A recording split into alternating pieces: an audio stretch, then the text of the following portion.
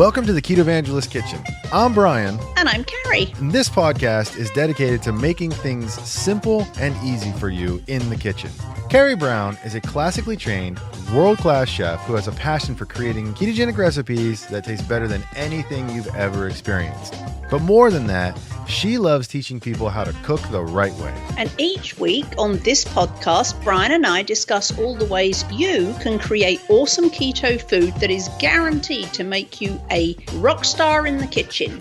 If you'd like to learn more about Ketovangelist Kitchen, you can go to KetoVangelistKitchen.com and sign up for the newsletter. In exchange for your email address, you'll get brand new recipes delivered to your inbox, ready for you to whip up in the kitchen and enjoy with your friends and family. So sit back, relax, and get ready to laugh and learn. You're about to enter the Ketovangelist Kitchen.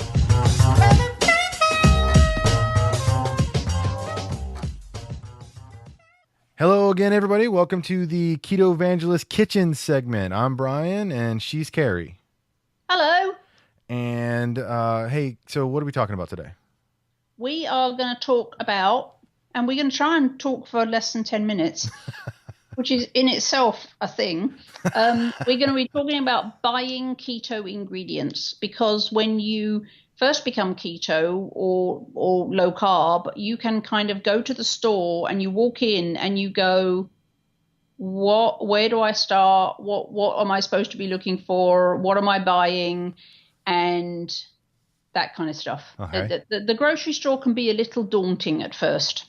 Right, because I'm gonna go out on a limb and say the majority of people who switch to keto have probably been buying a certain staple of items for their lives up until that point. And when you go keto, a large portion of those staples are no longer going to be in your basket, right? Right.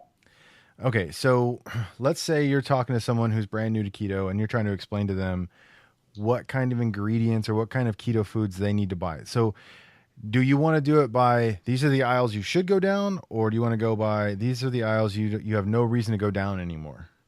So the easiest way would be to say don't go down any aisles. Okay. Just go round the outside. Ah, okay.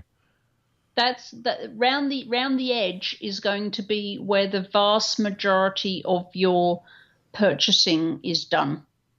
The only things that you want to go down the middle aisles are for things like, if you're baking, maybe some ground almonds and some stevia, maybe some 100% chocolate, maybe some cocoa powder, and maybe the nuts are down the center aisles, but there's really not a lot else, because the center aisles tend to be filled with things in packets and boxes that come with labels. And typically, most of the things with labels are not things that we're going to want to be eating. Right. Okay. So outside of the store generally is where the produce is. It's where the meat stuff is.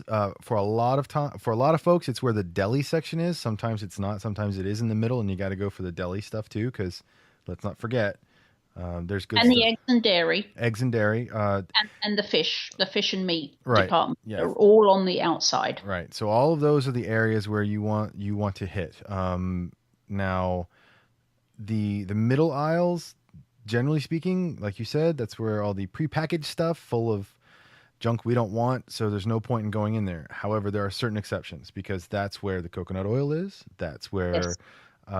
When you're baking, that's where some of the specialty items are that you might find. Although I would go out on a limb again and say that finding a lot of those specialty items on Amazon might be cheaper, might be quicker and easier than... It also prevents you from going to the store and walking down the middle aisles. And that right. might sound crazy, right. but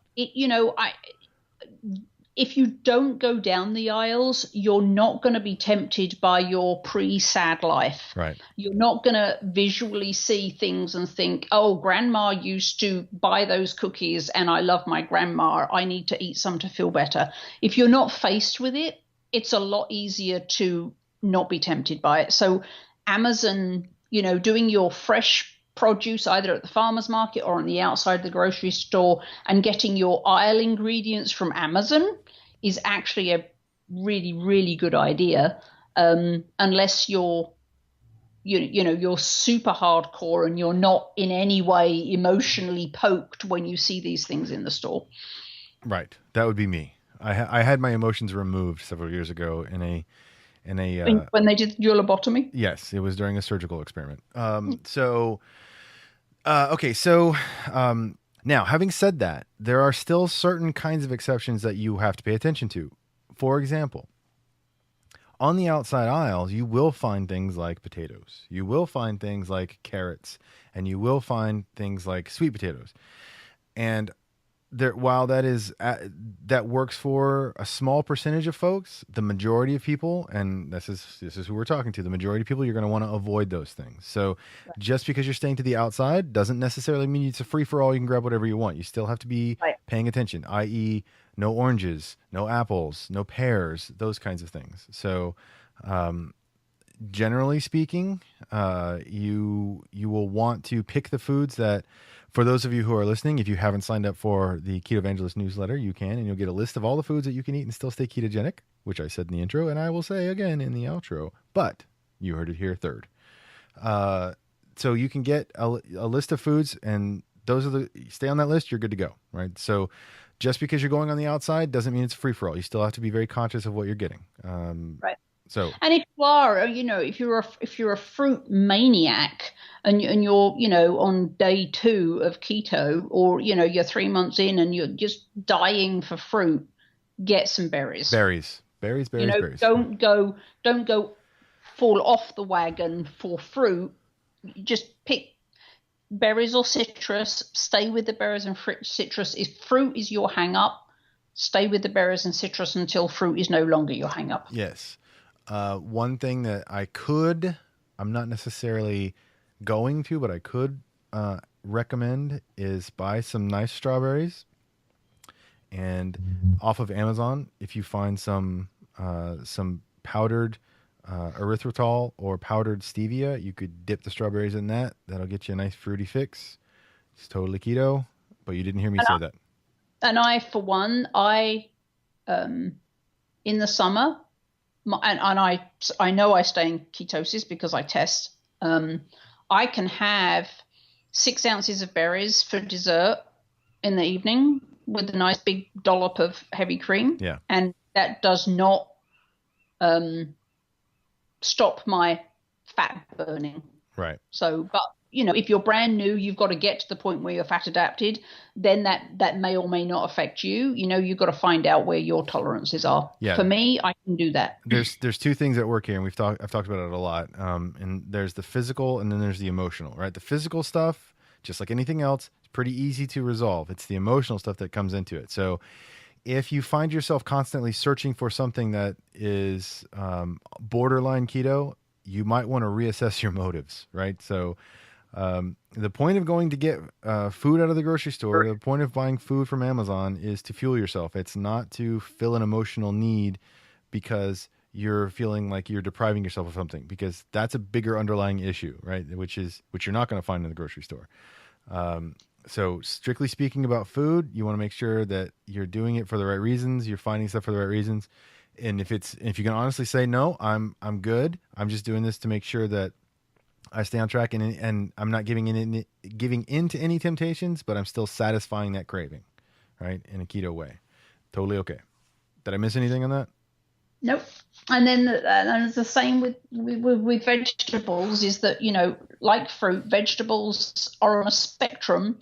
The spinach is at the super keto end, and the potatoes are at the non-keto end, and everything else is somewhere in between those two. Right. So depending on where you are will depend on what you choose from the produce section. But just know, particularly if you're new, that not all vegetables are going to help you reach your goal. Right. So super important that you realize that, right? So if it's green and leafy, most likely it's going to be perfectly okay. I've said many times, I'm not necessarily a fan of vegetables, but I do like me some cabbage. I do like me some Brussels sprouts, which I pretend to eat as if I'm a giant, and they're regular sized cabbages. So those kinds of foods, totally okay with that, right? I'm good with that. So Yep. those are in the keto camp, whole 100% green leafy stuff. It's when you get into bright colored junk, that's when you start getting into difficulties, or things that are grown under the ground. That's when you get into difficulties. And the reason for that is because it's grown under the ground. They don't have a large external component to grab sunlight and feed itself. So the food itself, the vegetable itself, has to have a high amount of carbohydrates in order to sustain its life form. So that's that. Okay, so what else? So what about going buying stuff that are not in the produce section, say in the meat section? What are we looking at there? So in meat, and I think it's fairly typical to just think in terms of, chicken slash turkey, beef and pork. But we also want to think about things like duck. Duck is delicious. And duck is, and also lamb, they're very high fat. So they're brilliant for keto, Right. because you don't have to think about adding extra fat. It's all on board. The fat comes with the meat. So don't forget duck if you want something different. Don't forget lamb. Lamb is coming down in price. Most of it is from New Zealand, so it's grass fed, Right. which is an advantage we have over beef, in that you don't really know where it's come from a lot of the time. So lamb is awesome. Also bison, although bison does tend to be leaner. Right. But there's bison, and also something else that I thought about and just forgot. So fish. Salmon. Fish is great. Salmon is brilliant. Again, it comes with a lot of its own onboard fat. Right. Trout also, high fat, completely delicious. A fresh grilled rainbow trout, awesome. Prawns are great. In terms of seafood, is all great nutritionally. Right. But for the less fatty fish, you'll probably want to add some fat. Right. Because a lot of the other fishes, the non-oily fish, are lower at the fat end, but nutritionally they're brilliant for you, and they're a great source of good protein. Yes. You just want to add a bit more fat to that. Yeah, great protein out of fats, or out of the fish. They're almost all high in omega-3 fatty acids, which is great for anti-inflammatory reactions inside your body.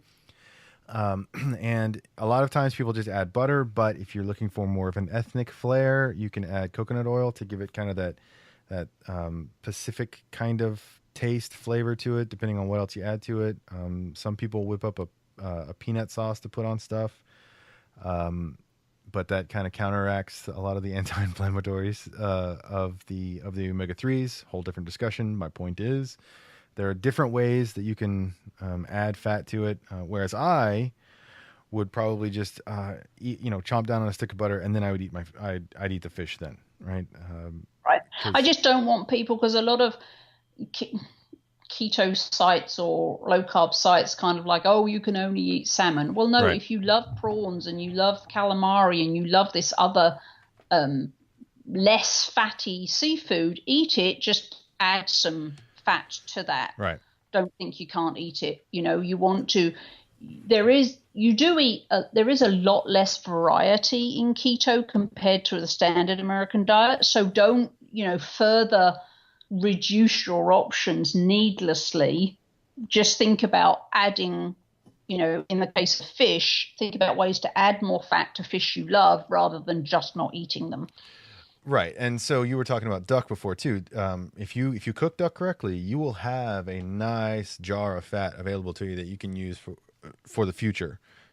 You will, and I got to say, and I love duck, and we eat duck a lot in England. So I grew up eating duck, and I'd never had rendered duck fat. And when I went medically, when I was put on therapeutic keto 15 months ago, I was roasting duck like they were going out of fashion. And I had all this rendered duck fat. And so I started, instead of using coconut oil and avocado oil for cooking, I was using my rendered duck fat. And I'm like, there is nothing on earth more delicious than rendered duck fat. Nothing. Right.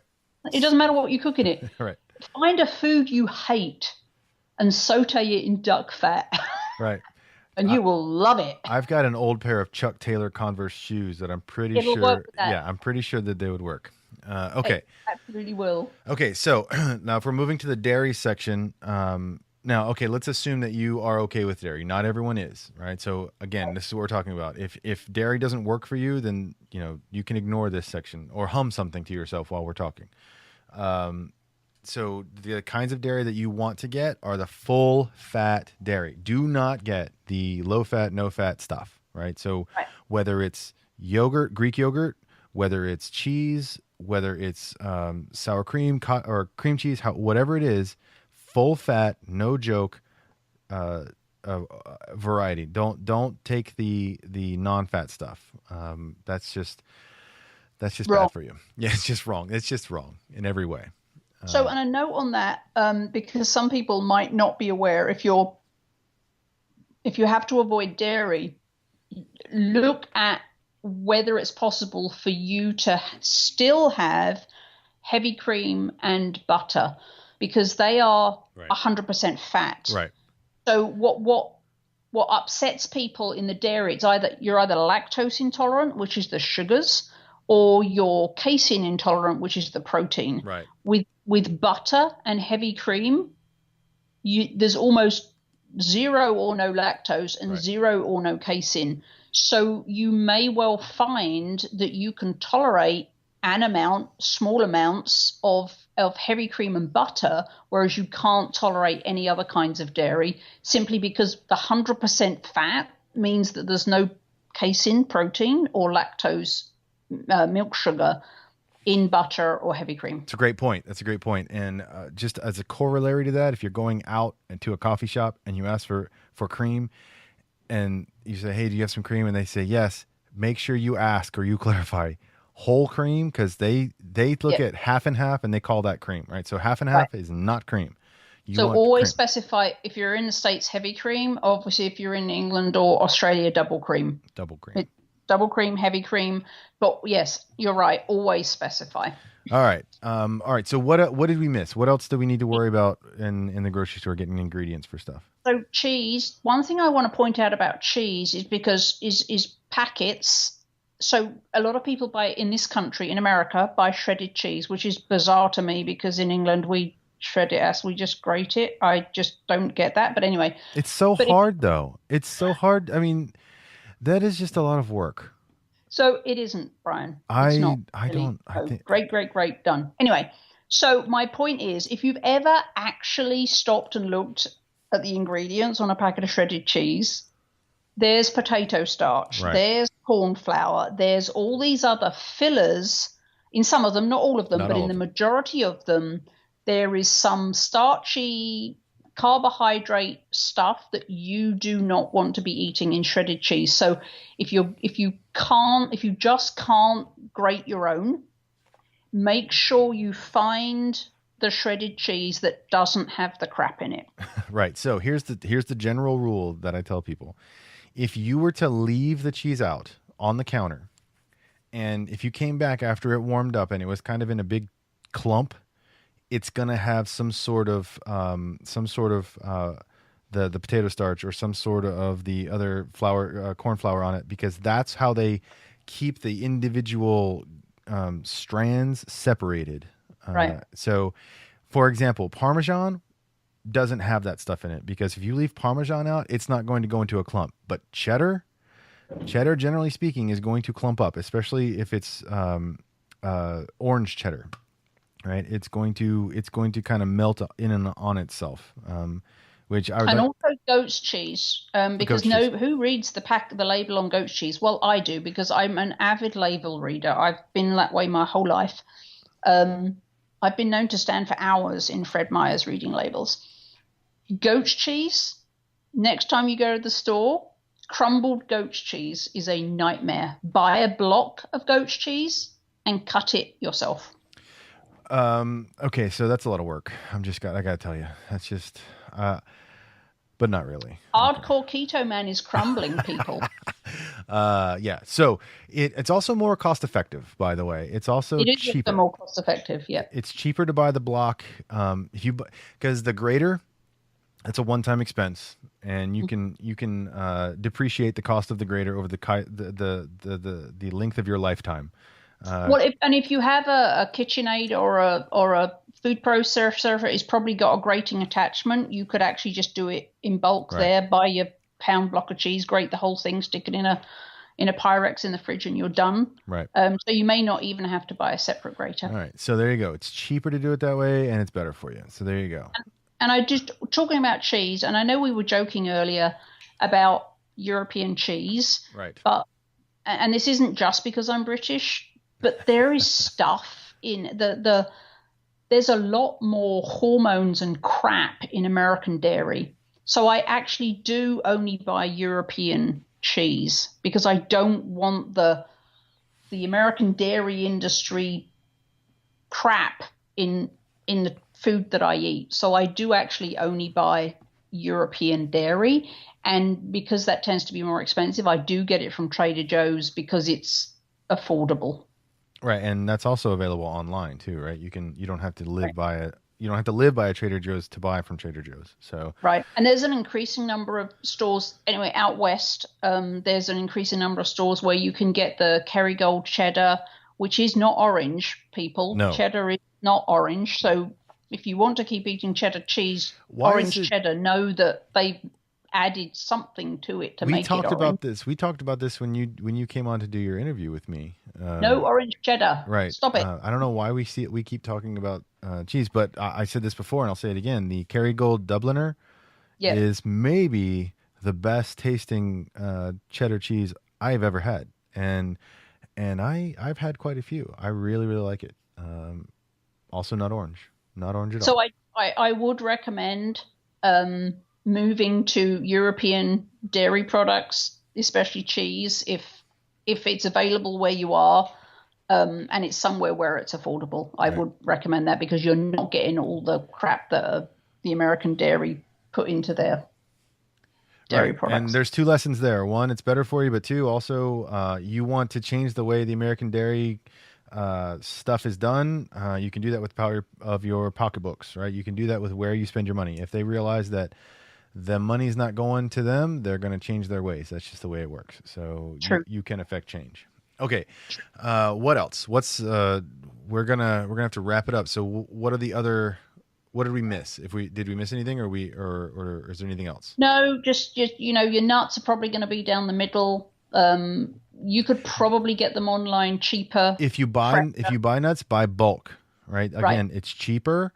I mean, it may not look like it because you walk over to the macadamia thing and it's anywhere between $11.99 or $19.99 a pound, anywhere between there, and you're thinking, holy crap, that's a lot. Well, it's triple that when you buy it in a small container from Mauna Loa or wherever else, right?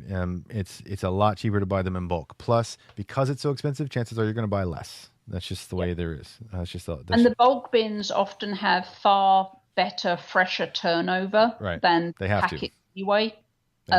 So bulk, definitely. Costco, Sam's Club, awesome. They have high turnover too. Online, there's also some great options for nuts online. And then just remember to put them in the freezer. Right. Okay. So there you go. That's a quick guide to buying keto ingredients from your grocery store and some online stuff. So do you have any parting shots before we finish the segment? No. That was a bit of a letdown. Okay. All right, then. I'm busy thinking about a new nickname for you. So you don't like being called Salami Brian. I'm not a fan. Not a fan. Okay. Well, we'll keep working on it. Yeah. We'll come up with a new one every week until there's one you like. I'm not sure that's a good idea. All right. Well, thank you, Carrie. We'll talk to you next week. Have a good one. See ya. All right. Bye-bye.